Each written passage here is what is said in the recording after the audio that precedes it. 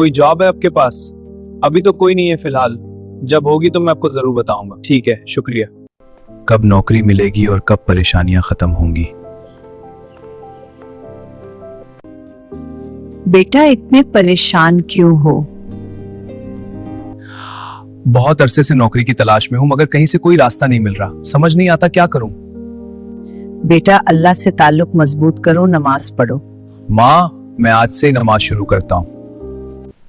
अल्लाहु अकबर, सुब्हान रब्बियल आला। या अल्लाह, मेरी परेशानियां दूर फरमा, मुझे अच्छी नौकरी अता फरमा और मुझे अच्छा इंसान बना दे। खाता जनाब, शुक्रिया। हमें अच्छी नौकरी मिल गई। देखा बेटा, ये है नमाज का कमाल। जो अल्लाह के सामने झुक जाता है, अल्लाह उसको कभी खाली हाथ नहीं लौटाता।